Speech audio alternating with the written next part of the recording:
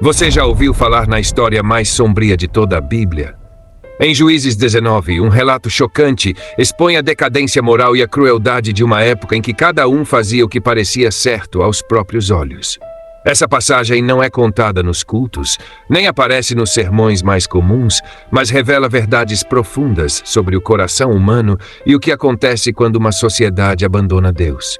Por mais difícil que seja, entender essa história pode abrir seus olhos para algo maior. O que essa tragédia diz sobre os dias de hoje? O que podemos aprender com um capítulo tão brutal das Escrituras? Se você já questionou até onde a maldade pode chegar e como encontrar luz em meio à escuridão, este vídeo pode trazer respostas que você nunca imaginou. Fique até o final e descubra não apenas o que aconteceu, mas também as lições impactantes que esse relato esconde. Afinal, por que essa história está na Bíblia? E o que Deus quer nos ensinar com ela? A história de Juízes 19 se passa em um dos períodos mais caóticos e sômbrios da história de Israel. Não havia rei governando a nação, e cada pessoa fazia o que parecia certo aos seus próprios olhos.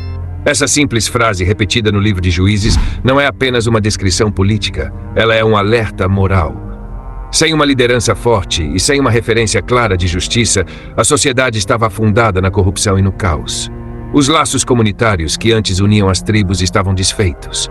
O senso de justiça havia desaparecido. O povo de Deus, que havia sido libertado do Egito e estabelecido na Terra Prometida, agora se comportava como se Deus não existisse. E nesse cenário de desordem e decadência moral, encontramos o protagonista dessa história, um levita. Os levitas eram separados para servir a Deus, encarregados do ensino das Escrituras, da orientação espiritual e da preservação dos valores divinos. Mas esse levita, em vez de representar a santidade e a justiça, é um reflexo da sociedade em que vive. Suas ações revelam um homem falho, indiferente ao sofrimento e sem coragem para proteger aqueles sob sua responsabilidade.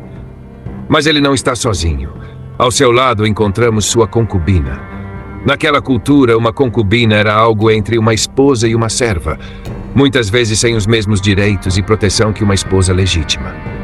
O texto nos diz que essa mulher abandonou o levita e voltou para a casa do pai, na região de Belém. Por que ela o deixou?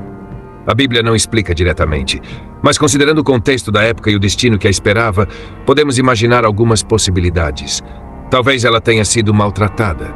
Talvez tenha sido negligenciada, reduzida a uma posição inferior. Ou talvez tenha simplesmente percebido que, ao lado desse homem, ela nunca estaria segura. Mas agora, depois de um tempo, o levita decide buscá-la. Ele viaja até Belém e é recebido pelo pai da concubina. O sogro o acolhe com grande hospitalidade, insistindo para que fique. Durante 3 dias, há festas, comida e vinho. O sogro parece estar tentando atrasar a partida, talvez percebendo que sua filha não estaria realmente segura ao lado desse homem. No 4º dia, o levita finalmente decide partir, levando sua concubina consigo. O caminho de volta os leva até Gibeá, uma cidade pertencente à tribo de Benjamim. Mas o que parecia apenas mais uma parada na viagem se tornaria o cenário de uma das noites mais terríveis da história bíblica. Chegando a Gibeá ao entardecer, eles buscam abrigo. Mas algo estranho acontece. Ninguém os acolhe.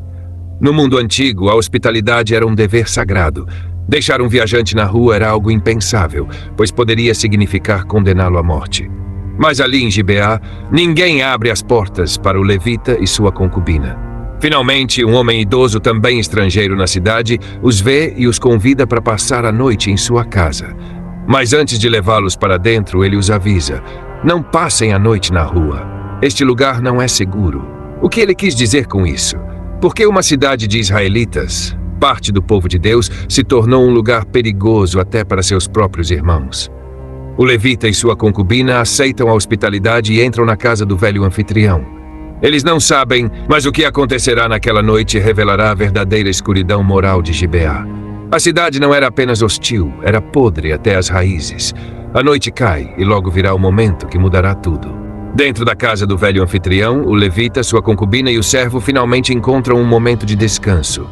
Depois de uma viagem cansativa e da tensão de não terem sido recebidos por ninguém na cidade, eles agora tinham um teto sobre as cabeças. O ambiente era simples, mas seguro, ou pelo menos era o que pensavam. Mas então, a tranquilidade da noite é bruscamente interrompida. Batidas fortes na porta. Do lado de fora, um grupo de homens da cidade começa a se reunir. Eles não vieram para dar boas-vindas. A multidão, composta por homens perversos, exige que o levita seja entregue a eles para que possam abusá-lo. O terror se instala. O velho anfitrião, ao ouvir o que aqueles homens exigiam, fica desesperado. Ele sai para tentar argumentar, implorando para que não cometam uma barbaridade dessas. Ele lembra que esses atos eram contra todas as leis divinas e morais, algo que nem mesmo as nações pagãs aceitariam. Mas os homens de Gibeá não se importam. Eles não têm medo da punição de Deus, nem se preocupam com as consequências. Estão sedentos por violência. E aqui, a história dá uma reviravolta ainda mais sombria. Diante da ameaça iminente, o levita, ao invés de lutar, ao invés de confiar em Deus, ao invés de proteger quem estava sob seus cuidados, toma uma decisão brutal e covarde. Ele empurra sua concubina para fora da casa. Sim, ele a entrega para os agressores. O silêncio no ar deve ter sido ensurdecedor. O coração daquela mulher deve ter disparado. A única pessoa que poderia protegê-la escolheu sacrificá-la para salvar a si mesmo. O que acontece a seguir é um dos momentos mais brutais de toda a Bíblia. A mulher é levada pela multidão. Ela é humilhada, violentada e sofre durante toda a noite. Nenhuma ajuda vem. Nenhuma voz se levanta para protegê-la. E então, quando o sol começa a nascer no horizonte, ela finalmente é libertada, ou melhor, abandonada. Seus pés cambaleiam pelas ruas de Gibeá. Ferida, sem força, sem esperança, ela usa suas últimas forças para caminhar de volta até a casa do anfitrião. Ela chega à porta e cai, imóvel. O silêncio grita, a cidade desperta. A vida segue. Mas ali, diante da porta, jaz o corpo de uma mulher que horas antes ainda sonhava com uma vida melhor. O levita finalmente abre a porta. Ele olha para ela. Nenhuma reação de choque, nenhuma expressão de dor. Ele simplesmente diz uma única frase: levanta-te e vamo-nos. Mas não há resposta. Ela não se mexe. Aqui o verdadeiro desafio da história se impõe. O levita era um homem de Deus, mas permitiu que isso acontecesse. Ele não fez nada para impedir. Os homens de Gibeá eram israelitas, parte do povo escolhido, mas chegaram ao ponto de cometer as mesmas perversidades das nações pagãs. Como Israel chegou a esse nível de decadência? Como uma cidade inteira pode se transformar em um lugar onde o mal prospera sem consequências? A verdade é que o problema não começou naquela noite.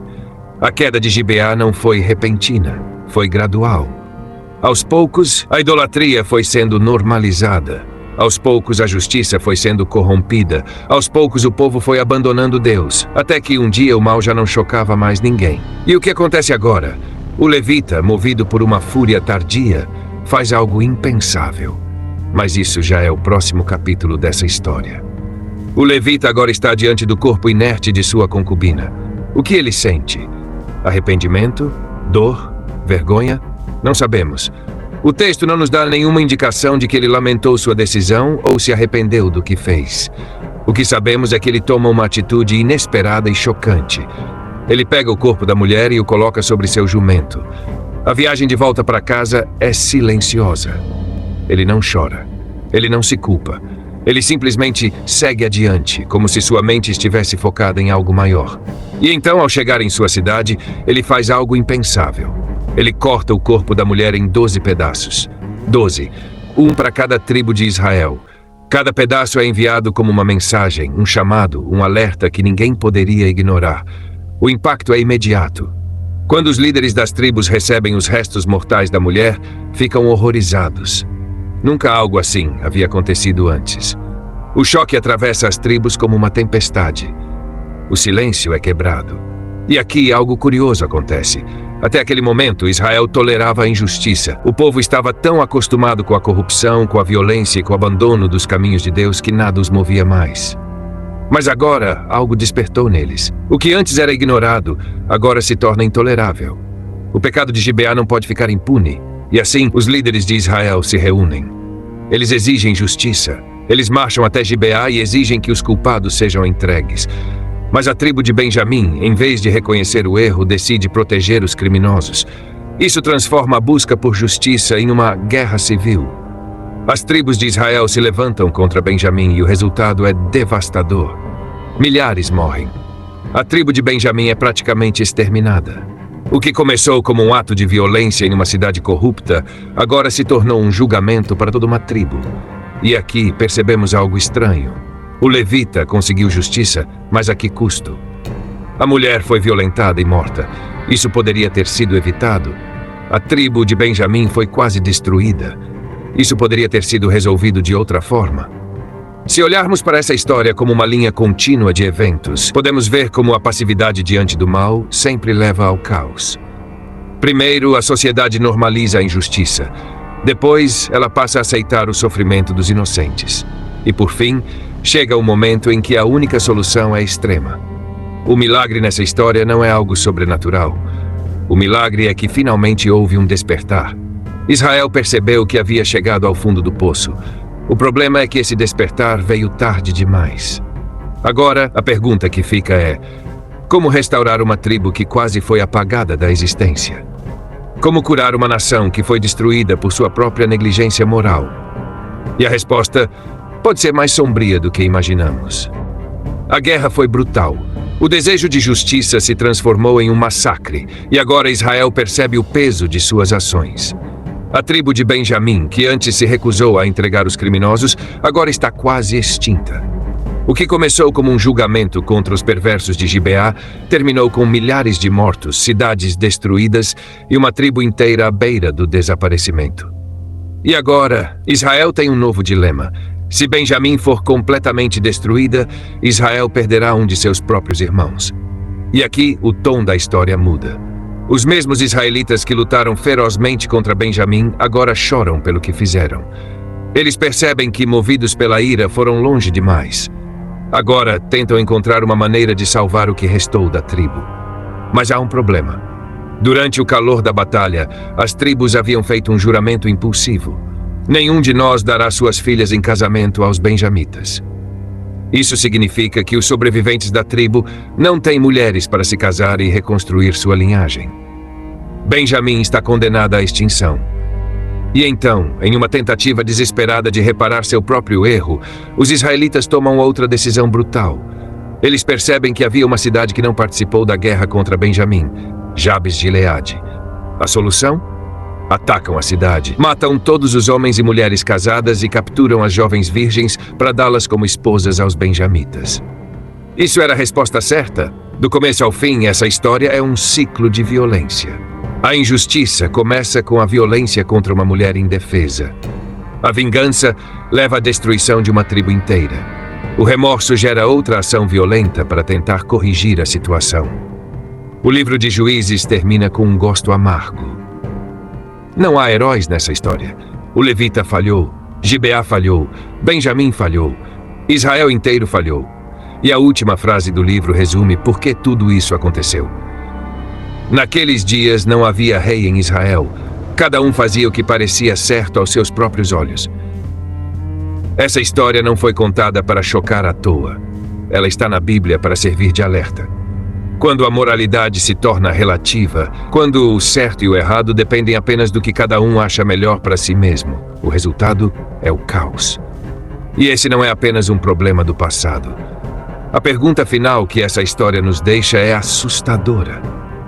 Será que estamos vivendo nossos dias como Gibeá? Será que nossa sociedade também está normalizando o mal?